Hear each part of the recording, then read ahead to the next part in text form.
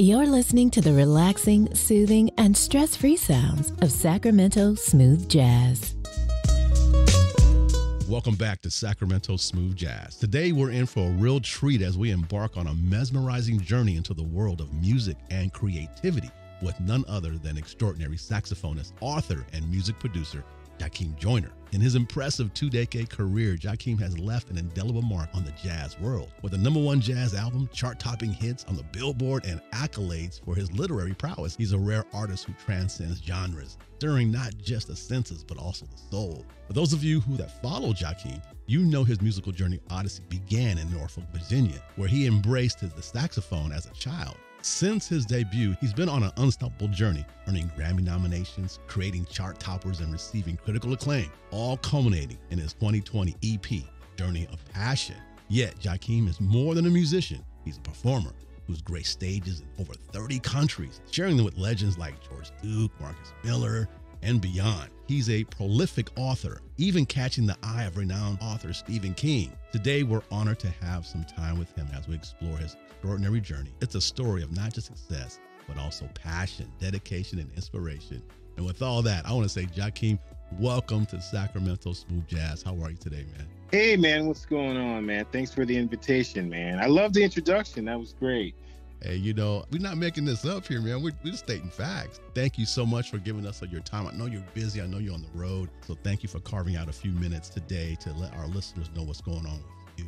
So talk to us. You started there in Virginia, got inspired with the saxophone, and the rest is just history. And I know it's taken some hard work. It's not just you picked it up and it just came.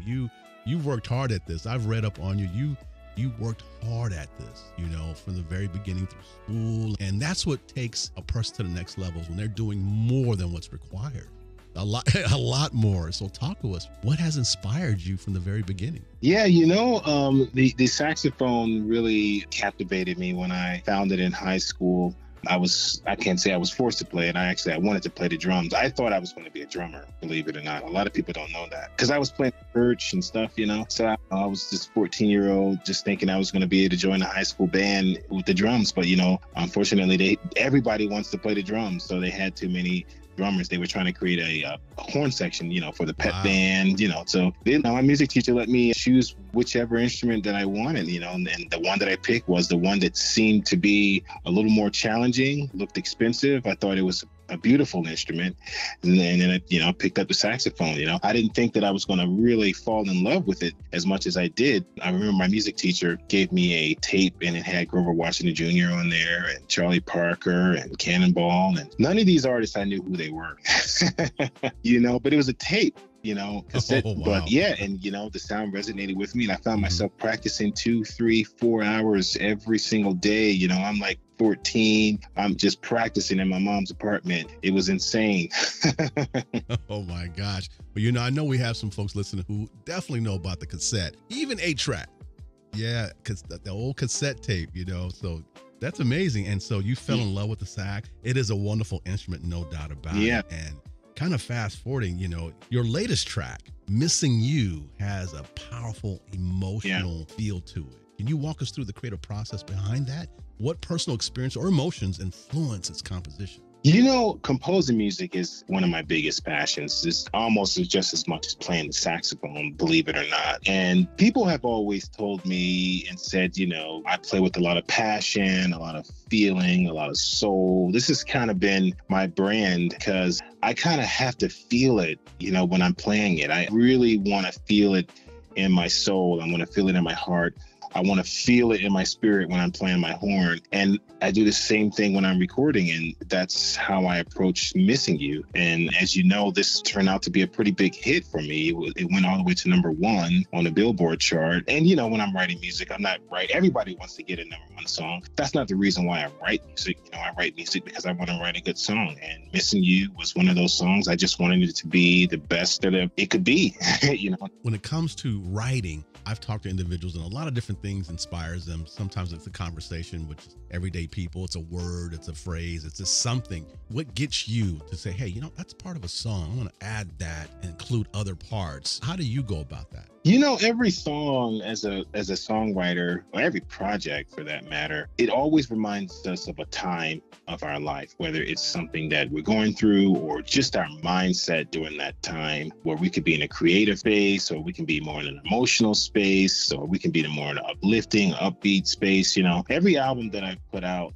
I always look back and say, wow, I remember what was happening in my life during that time, or where I was touring, or who I was on tour with, you know. And, you know, Missing You, you know, the interesting thing is I was listening to a lot of old school tracks from the 70s, you know, Teddy Pendergrass, and just a lot of old school stuff I was filling my head with before I even started producing and writing Missing You. So I wanted to see if I could capture that vibe, you know, with the song. And I started using, you know, live string arrangements and funky wah guitar, you know, that has a feel of like Shaft or something like that. You know, you could think of an Afro bell bottom. That's the feel of Missing You. Yes, got it. You know, spanning a career of 2 decades, numerous accolades, staying creative. Everyone has their own ritual. Everyone is inspired differently, motivated differently. Are there any particular rituals or sources of inspirations that fuel your passion? You know, it's interesting because one thing that a lot of people don't know is that when you're writing music, you don't always feel like it. And you don't always have the passion, you know. But then there are times where you get this inspiration out of nowhere, you know, and this movement to music that seems like it just comes from somewhere out of the universe is extremely powerful when you experience something like that as a writer and as a producer. And all you have to do is just go, and it's just like it's just everything seems to just fall in place. Playing, the writing, the producing, everything just seems to come together, and you'll go through this period of that, of just excellence in your music. And then all of a sudden you go through a period where it's just nothing. You can't feel it. You can't, you know, it's like you're looking at a blank canvas and you're like, where do I go from here? I can't feel anything. You know, this happens at least a few times a year to me. I know that for sure. It's interesting. You know, most people don't understand that part right there. People such as yourself who are highly talented, have received many accolades and awards, that you have those moments where you're like, you know, I don't know where to start. They don't understand that. And so I'm glad you're sharing that, so let people see that this is real. We're dealing with real people here, you know, with real emotions, and sometimes go through things that we just don't understand. So thank you for sharing that. Ladies and gentlemen, I'm speaking with Jackiem Joyner, saxophonist, composer, producer, and as well as author. Jackiem Joyner, he's allowed for us to have a few minutes of his time today because he is absolutely busy, and I'm just grateful. So Jackiem, you've shared the stage with many legends. I've seen you on stage live with many people, and you are just amazing in my opinion. Can you share something memorable or insight from your interactions when you've been on the stage, like with George Duke, Marcus Miller, or any others? You have some musical icons that you shared the stage with. What has left a lasting impact on your career from these interactions that you've shared with on the stage? You know, before George Duke passed away, I performed with him on a Soul Train cruise. And I was always a big fan of George Duke in high school, getting his records and hearing him play on TV. And I remember I was so geeked out when I met him in San Diego. I think I was probably 22 years old. I did never think that I would ever play with him. But on the cruise, it was so cool because I was playing some of his songs, but he was also playing my songs. So just imagine having someone like George Duke playing your song with, right. Like, that was just, you know, and he was even saying, hey, how do you feel about this? And how do you feel about this with the song that I wrote? And I'm like, you know, you're asking the wrong guy, you know, so that was just something. And I remember also, even with Marcus Miller, being on stage with Marcus Miller and Paul Jackson Jr. at the same time. And I mean, this is just, you can't imagine what the funk was. I mean, it would be very difficult to explain. I'm not a musician, and I'm just thinking, for the things in which I do outside of radio in my career, I can only imagine being on the stage with someone who's, you know, years, leaps and bounds beyond me, that I would probably feel a little nervous. I would feel I'm here, deserve to be here, but I'm nervous at the same time. So have you gone through that? Oh, yeah, absolutely, man. You know, because I started my career in my early 20s, and actually I did have the feeling of man, do I really belong here? Mm-hmm. But, you just take it in. Nervous, of course. When I first started getting on the big stages, I was always nervous, but, you get through that because once you start focusing on the music and you get into the music, all that nervousness goes away and you're just focusing on playing. But, it took many years for me to get over my nervousness in front of an audience, because the perfectionist always wanted everything to be perfect when I was playing. I wanted to just give my best. But, I can't remember who told me this, but someone had mentioned that, a lot of times trying to be perfect gets in the way of your art, just be. That's a quote for the day right there, or for the week, for life. Trying to be perfect gets in the way of your art. How'd you say that again? It's right, of your art.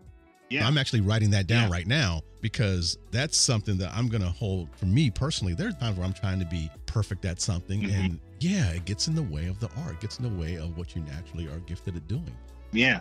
We start nitpicking in ourselves, at every little thing, and you can't have a creative mind and a nitpicking mind at the exact same time, You are throwing out quotes today. You are throwing out some nuggets. That's another one that we need to take hold of. Ladies and gentlemen, this is some great stuff. I love it when I'm speaking with someone. I'm getting fed as well, so thank you, Jackiem, that you're helping us in our life pursuits, no doubt. Now, your ability to excel in both music and literature, it's impressive. Can you elaborate on your experience as a musician when it comes to your writing? Is there anything that goes into when it comes to you being an author? I want to talk about your books. I want to talk about that part with your books, and how does that compare or relate to your music, if at all?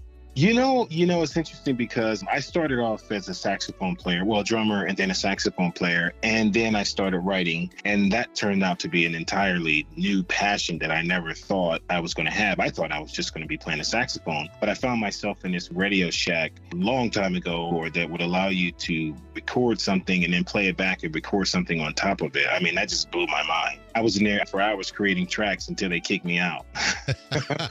And then I was like, oh man, this is great. I'm going to be a writer. And I just, I finally was able to purchase a keyboard, and I was just writing and just trying to write and putting songs together. Next thing you know, now I've had hit songs now. So I never thought that that's what this would turn out to be. But now, fast forward into being an author, when I first started to write my first novel, Zaria, I didn't know that I was going to fall in love with it. It turned out to be an entirely new creative pursuit that I fell in love with, and that I found out that I was just as equally passionate about, just as much as, writing songs. Because when you're writing music or when you're writing literature, there's this space of freedom that you have where you can just create the universe or the world and shape it the way that you see fit. And that's really intrigued me with storytelling. And since then, I've been engaged in this passion of writing because I really love it. With your hectic schedule, touring, the production, and just flying all over the place, it's amazing that you make time for your writing, being an author. It's just really amazing. It's a testament to your dedication to what your passion is. So we need to find out more about the books and things of that nature. Go beyond the music. In fact, we might make a series going beyond the music, and started with you. And so with respect to your books, what has been a reoccurring theme? Because I haven't read, I'll be honest, I haven't read the books. Give us a snapshot as to what people can learn or discover in your writing. Yeah, well, I primarily write in two different genres. They both are related to science fiction because I've always loved science fiction movies, whether it's Star Wars, Avatar. I love futuristic stuff, so a lot of my stories have settings where it's in the future, so, and I also love martial arts and spy and different things like that too. So like I have two novels that are kind of different from each other. Zaria, which is a teenage girl from the future, you can say maybe 1,000 years from the future, on a futuristic desert planet with futuristic skyscrapers and speeders flying in the air. So that's the setting for that entire book. And then I have another book called Minor Assassin, where this is more of a real world type of a book of a young boy who learns martial arts in order to rescue his sister. And he uses all types of gadgets and futuristic motorcycles and different things like that. And he's doing some hurt to some bad dudes. If you can think Jet Li, but he's 15. Oh, and my at goodness. the same time, he's an African-American boy. and he has a lot of anger, and and it has lots of violence. I mean, it's just gonna put it out there. It's, he uses lots of weapons and stuff. So I didn't withhold the violence from that book. So that's like the real world side of it, and I just really enjoy writing it. Honestly, I just really enjoy writing in general.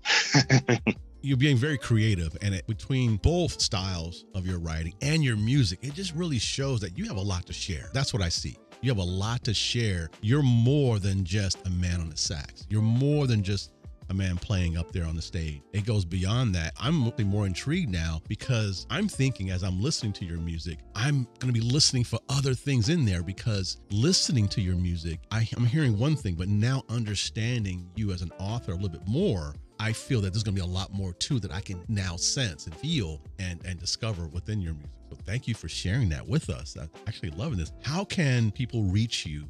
My social media handles are all at Jackiem Joyner. Most people spell my first name wrong. It's Jackiem, as in Mary, Joyner, Joyner. So you can follow me on Instagram at Jackiem Joyner, on Facebook at Jackiem Joyner, on Twitter at Jackiem Joyner. And my website is the same thing, JackemJoyner.com. So from there, you can connect with all of my music, all of my stories. And also, I'm very easy to get in touch with. You can send me a message on social media. You can send me an email from my website. I love communicating with my fans. So it's always great when they reach out to me and say hi. Wow. It makes it real easy. Your first and last name.com. Same thing with Instagram and Facebook is your first and last name. You make it really easy to reach out to you. So I want to just thank you for spending some time with us today. Can you do me a favor and introduce our listeners to whatever song you want them to hear? Ooh, whatever. Well, I mean, I was going to go with Missing You. Whatever you want, you take the stage, you have the mic, you're in control. What do you want them to hear? I want you guys to check out this new song. This is my hit song, the #1 song on the Billboard, Missing You. And you heard it, folks, right here on Sacramento Smooth Jazz. Thank you, Jackiem, for joining us today. I really appreciate your time. No, this was fun, man. Thank you.